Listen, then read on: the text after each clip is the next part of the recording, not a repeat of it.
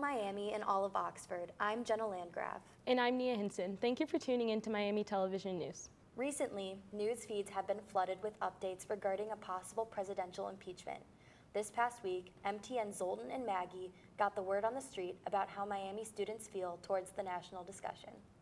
Hi, I'm Zoltan Feldman with Miami Television News, and today for the Word on the Street, we will be interviewing Miami students about the recent impeachment inquiry. We're here with Brooke, and we have a few questions for her. So, do you know anything about the recent inquiry on Trump's impeachment? I know that he is, it's talked about that he's going to be impeached, and it's up to, the Democratic Party, I guess, to decide whether or not they're, putting up the, argument that he should be. So I guess that he's getting, I think it's by the House that they decide if he should be impeached or not, and then it goes to the Senate, I think, to decide if he's kicked out of the office or not. I don't know a ton about it, but I know that basically it's been talked about for a while, but now I think it's becoming more serious of a possible thing that might actually happen. What do you know about Trump's impeachment inquiry? Not really anything. Don't really follow the news a lot, so. And what's your opinion on that? Well, I am not a Trump supporter, so I'm in favor of him being impeached, but in that regards, I think it's going to be a little bit difficult to say whether or not that's the best thing or not, just because people that will take his place as president are as bad, if not worse. So. And what do you mean by that? Just Mike Pence, a lot of his views are as radical, if not even just a little more radical than Donald Trump. So he would be the one that would take office if Donald Trump is kicked out. So not in huge favor of that happening either. I personally am not a huge Trump supporter, and I would probably be in favor of his impeachment. So. Are you in favor of it just because you don't like him, or is it because of the reasons that Pelosi has brought up? I believe because of the reasons of him contacting other people for the election, because specifically there was already so many rumors of things going on in the previous election of how he initially got into office. There should already be more questions before this next election comes up. I personally think it looks pretty suspicious. So I don't think he should be impeached, because who says that he can't talk to another president? Again, I don't really know a lot about it, but just based off what you just told me. Based off of that, do you think Trump should be impeached? No, because I heard that he was inquiring based on the fact that Joe Biden's son might have been involved, might have been promoted to his job based on his father's position in government. So Nancy Pelosi also said that his actions were unconstitutional. So do you think his actions were unconstitutional, and if not, what would be considered an unconstitutional action? Again, I don't know a lot about this, but just hearing that he's talking to this different president seems like it's fine. I guess something unconstitutional would be something that breaks the Constitution. I don't know if this does, but maybe if he used his power to directly, target him, but I don't think he is. The president just seems like a friend of the Ukrainian president and is just trying to get some more information. So have you heard anything about the impeachment inquiry? I know that, didn't she revoke her, didn't Nancy Pelosi say that the House isn't going to vote on it anymore? So we're here with a friend to continue our word on the street for Trump's impeachment. Based off of the impeachment inquiry that was released, do you feel that President Trump should be impeached? I believe that I can't really make a decision yet, but since everything's coming to close soon, once all the information's out there, I think I'll be able to make a more informed decision. Yeah. And are there what other impeachable offenses would be justification for an impeachment? Just any, I guess, illegal activity, or I feel the election stuff, and then possibly also just how basically rowdy he's been almost in office and how many problems he's caused. And I feel you shouldn't represent an entire country if you seem to not agree with the majority of the population, and with so many problems with women and minorities and such. So yeah, I guess lying, I mean of Donald Trump, that he did. Yeah. I guess he there's rumors of him being in like cahoots with Russia, I guess, to like mess with the polls and things like that, which obviously would be grounds for impeachment. I think anything that essentially puts the people of the U.S. in danger, or anything that shows significant distrust from the American people, should be grounds for impeachment. Do you think Trump should be impeached? Based off of that explanation, no. I'll definitely have to do some research of my own, but no, it just sounds like he was talking to people. Okay. What behaviors or actions do you think are impeachment worthy if a president were to be serving his term at the moment? If they were to be impeached, it would definitely be for criminal charges, not for just talking with other people, which is what it sounds like, but I don't really know. Deliberately violating the Constitution. Any examples of that? Like declaring war on a country without Congress's approval, or taking away the citizens' rights in ways that aren't. No, just taking away citizens' rights. All right, thank you. Joining us today, we have MTN's Patrick Geshan to talk about the latest Miami sports. Thank you, Nia. Well, it was a pretty successful family weekend for Miami athletics, with all teams going 3-1 on the weekend. We'll start on the gridiron, where the Miami football team picked up a huge MAC win over Northern Illinois by a score of 27-24 Saturday afternoon in front of over 11,000 fans at Yager Stadium. The scoring started off in NIU's favor, with Marcus Childers scoring for a 1-yard touchdown earlier in the second quarter. The Huskies had a field goal also in the first half by John Richardson to take a 10-0 lead. Then in the second half, the Miami offense got rolling. Wide receiver James May caught a 45-yard touchdown pass from Brett Gabbert that gave the Redhawks a 14-10 lead. Miami would add 2 more field goals and a 1-yard touchdown run by Jalen Bester in the second half, en route to a critical 27-24 victory over the Huskies to retain control of the Bill Mallory Cup for a second straight year. Miami's record improves to 3-4 overall, 2-1 in the MAC. And this week, the Redhawks will visit Kent State in a battle for the top of the MAC East Division. Both teams are tied for first with a 2-1 record each in the conference. Kickoff scheduled for 3:30 Eastern in Northeast Ohio. Now on the ice, the Miami hockey team picked up their first win of the season against former conference rival Ferris State this weekend in a Friday night 4-3 victory, and the first win at Miami for first-year head coach Chris Bergeron. In Game 1 of the series, Gordon Green scored a game-winning power play goal late in the second period, with Ben Lown, Noah Jordan, and Karch Bachman also scoring for the Redhawks on the night. Saturday's game presented some extra challenge, with Ferris State breaking a 1-1 tie late in the second period on a one-timer from Kowal Norris. The final in the game, 3-1 Bulldogs. Miami's record now stands at 1-3-1 overall. They travel to Hamilton, New York this weekend for a pair of road games against Colgate University. Friday night puck drop is slated for 7 Eastern, while Saturday's game is scheduled for 4 Eastern. They will be the first road games of the year for Miami. And last but not least, the Miami volleyball team picked up a pair of wins on the weekend at home, improving their outlook in the MAC. It started with a 3-1 set victory over Eastern Michigan Friday night in a match where Sarah Wojcik led the Redhawks with 14 kills.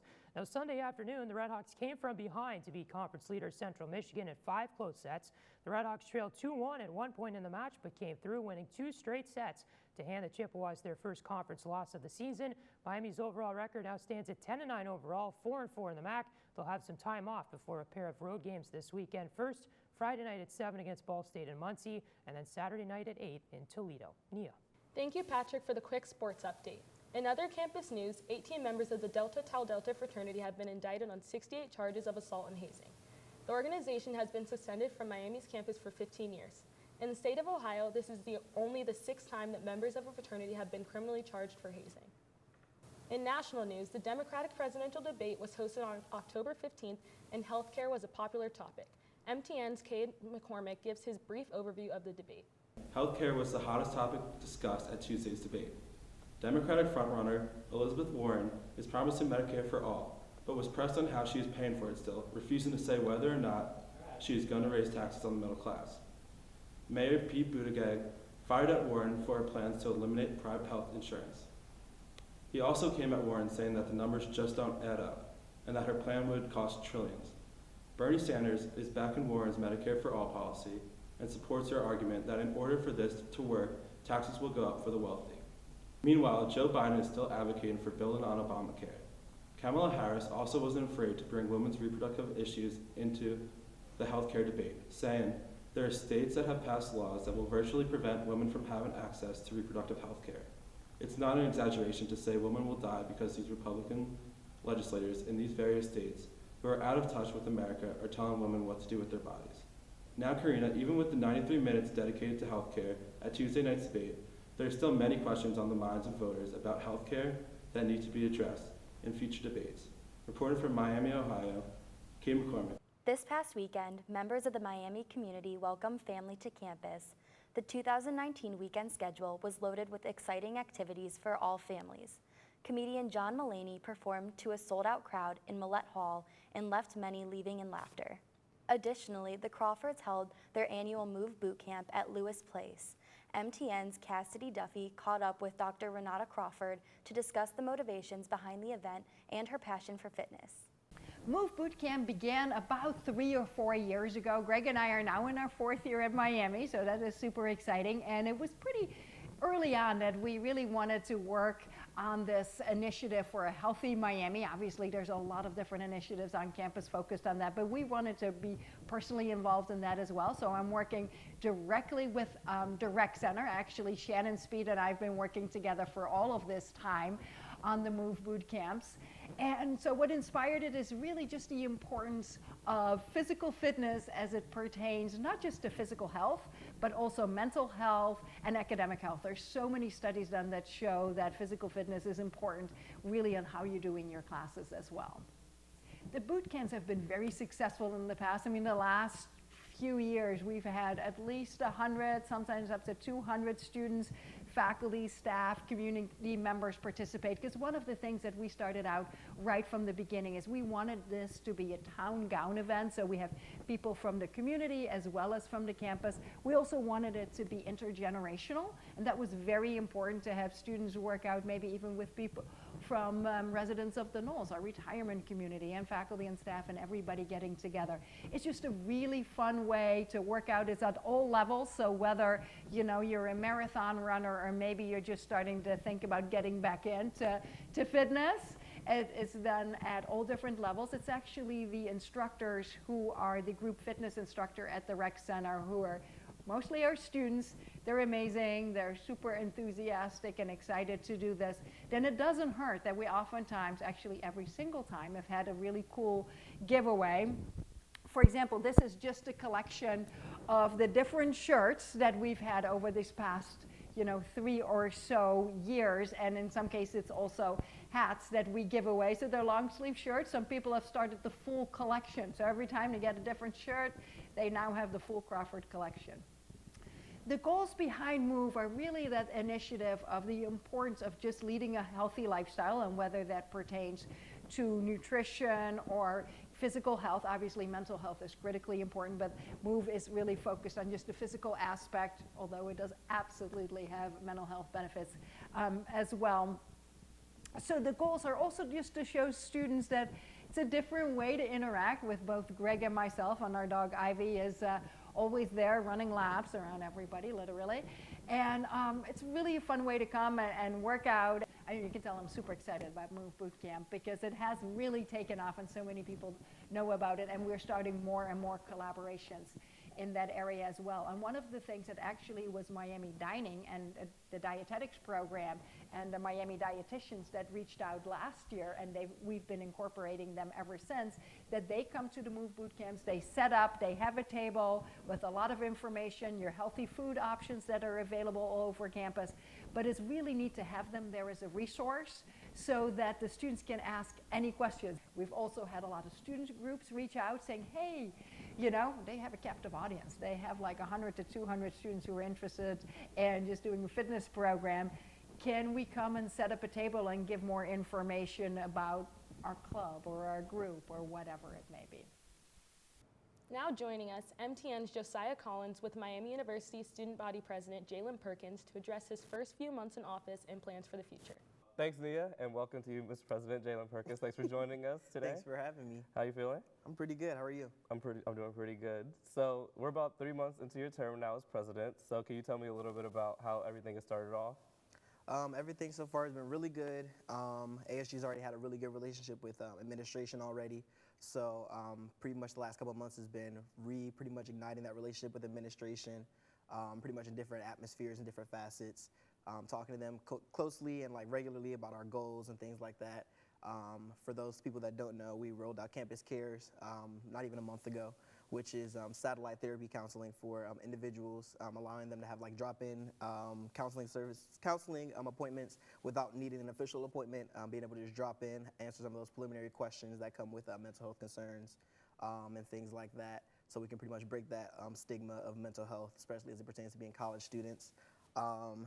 Working with actually President Crawford right now is something that I'm really excited about, which is pretty much commemorating the individuals that were lynched on Miami's campus from Freedom Summer of '64. So our original intention working with the ASU Secretary for Diversity and Inclusion, Brandon Small, was to rename the 3 dorms on Western's campus to change them to the last names of those individuals that were lynched on Miami's campus. But a lot of things, there were a lot of like historical context that were already put into the names that were there. So talking with Dr. Crawford, we came up with the idea of pretty much putting like a plaque up in each of the common areas of the residence halls on Western's campus, just to talk about the events that took place, talking about like those individuals and pretty much what they contributed to the communities and like some of their, pretty much the highlights of their lives before they were taken on campus. So that'll be something that pretty much students can't like avoid or things like that. Pretty much you probably have a constant reminder of like pretty much what happened on this campus not that long ago. So that's something that I'm really looking forward to right now. So a couple of years ago, you, along with a lot of other students on Miami's campus, you were one of the founding members of BAM 2.0. And with that, you guys put a lot of pressure on administration to make change on this campus. And you guys made a lot of noise that year with the demands and everything like that. So how have you continued doing that work as president now? For sure. I would say definitely just capitalizing on the individuals that were pretty much that active in BAM 2.0, individuals that were pretty much passionate about change as it pertains to diversity and inclusion specifically. Brandon Small is one of the really big individuals that are pushing for change and working with administration, specifically about diversity and inclusion at the administrative level, at the university level, on the marketing level, on the recruitment level, and things like that. It's just like a continuous conversation to be had about pretty much methodologies to how we're getting students here, how we're getting students to stay here, how we're getting students to be at least remotely interested in coming back for homecoming or giving back to the university. Because historically we've seen that there are individuals that pretty much don't want to come back just because of their experiences. They feel like they have negative experiences and pretty much they don't want to come back. And that pretty much has a big effect on pretty much our students of color on campus now feeling like they don't have individuals to work with, and pretty much that same cycle continues to happen over and over again. But pretty much keeping up with the things that are going on with BAM 2.0. The CSDI is now open on the 3rd floor. That was one of the specific demands that we asked for, was an expansion of space. We're still getting constant questions about that, about how it's looking for us, how individuals have been receptive to it, to the new space. So individuals that don't know, on the 3rd floor of Armstrong Student Center is the Center for Diversity and Inclusion now. Just an open space for students up until the 2 o'clock time where Armstrong closes as a whole. So pretty much it allows more time for students to have access to that space to pretty much do homework, hang out with individuals that look like them. So then going off of that a little bit, you've been a part of a lot of the different programs that have happened so far surrounding students interacting with other people from diverse backgrounds. So can you talk a little bit about how you've seen student relations change just in these few short months? Yeah, for sure. I would say it's been like a slow change, but it's still there apparently. I would say in the main cultural center in Armstrong, there's now like the cultural center, and then there's the LGBTQ Women's Center as well. It's like pretty much you can't avoid each other, which is a good thing. So before the Women's Center and LGBTQ Center was on the 3rd floor of Armstrong, and the cultural center was on the 2nd floor, but those two groups did not really like mix and mingle pretty much. So now we're seeing a lot of forced, at least mixing, which is good. So people are at least being acquainted with each other, like knowing who each other are, or like seeing familiar faces on a regular basis, whether or not they're like there for a specific purpose or meeting with a specific group or things like that, which is really good, especially when we talk about intersectionality and when we talk about similar experiences and backgrounds with dynamics and groups in America, such as like African American students, Latinx students, LGBTQ plus students, and things like that, and pretty much how that shapes our experience and affects our experiences on an everyday basis. I think that the merging of the CSDI and these offices is definitely a really good movement forward, especially as we talk about coming together and pushing for ultimate change. So last thing before we let you get out of here, so with the rest of your term heading into May before you graduate, move on, what are you looking forward to the most, and what are you really hoping to see before you leave office? For sure. Like I said, I'm super excited about pretty much rolling out that Freedom Summer initiative. That's something I'm really excited about, something that's like really indicative of the cabinet that I've been able to work with, the senators that we see on a regular basis, and just like that innovative nature of who ASG is and like who our representatives are in ASG. We have individuals that think so creatively that I'm just really excited to see what the rest of the year looks like as it pertains to momentum. Everybody is up here with momentum, super excited about everything that's going on. For me in particular, I'm very excited for the Mental Health Forum in the spring. We're looking to do more collaboration with student organizations on that as well, and pretty much have a really good, productive year. It has already been really strong going forward, and we just want to keep that momentum up for the rest of the semester, well, rest of the year. Well, thank you for your time. Thanks for joining us once again. Back to you, Nia and Jenna. In relation to presidents, Miami University's President Greg Crawford delivered his annual address in Wilkes Theater on October 23rd. In his speech, he celebrated the accomplishments of students, faculty, and staff during the past year and discussed his outline for the future of Miami. MTN's Stephanie Colby had the chance to talk with junior Grace Chaney, who works directly with the University of Cincinnati's Stop the Bleed program. Grace's goal is to train 1,000 individuals at Miami by the time she graduates in spring 2021. Stop the Bleed is a national awareness campaign and call to action. Stop the Bleed originated from the Sandy Hook tragedy, and the Hartford Consensus, the Committee on Trauma, and the American College of Surgeons came together and were tasked with creating a way to improve survivability of mass casualty or massive bleeding events. And with that, Stop the Bleed created a certification class that educates and empowers bystanders to learn proper bleeding control techniques in order to save lives before EMS can arrive for massive bleeding victims. Stop the Bleed teaches students how to properly pack wounds, how to do simple triaging, how to assess if there's multiple victims, who needs the most help, or how can you help both. It also teaches you how to apply tourniquets, what to do if you do not have a tourniquet. It also teaches people how to do proper compression, what materials you can and cannot use for that. And so a lot of people might think, oh, I'm not going into medicine, I'm not a medical professional, this class probably is way over my head, but it's meant for the general public and it's meant for anyone. Today I'm really passionate about bringing this education to college students and especially to Miami's population. So far we've gotten really great feedback from students, and so it's really a great effort to have. There's also been the conversation of trying to bring bleeding control wall mounts and equipment to college campuses like Miami and like other college campuses in Ohio, and so I'm really excited to be working on that as well. As the holiday season is approaching fast, the Miami Holiday Project mentions ways to help the cause and give back to local children. The annual service project accepts donations for holiday gifts for children in foster care through Butler and Preble counties. More information about the service project will be available soon. Please welcome Jonathan Myro to join us with the word of the day. MTN's word of the day is portmanteau. In layman's terms, a portmanteau is a combination or blending of two or more words to make a new word. The process is usually taking a part of the first word and adding the end of the second word. Some examples are brunch, which is breakfast and lunch, or motel, which is motor and hotel. Back to you guys. Well, that's all we have for you today. Thank you for tuning in to Miami Television News. Be sure to check back with us throughout the semester for more content. I'm Nia Hinson. And I'm Jenna Landgraf. And don't forget to check us out in Armstrong Student Center, tabling for our Trick or Treat fundraising event at 12 to 3 p.m. on Monday, October 28th. We will be raising money for our organization by offering candy bags for purchase. Thank you, and make sure to follow us on social media at Miami MTN.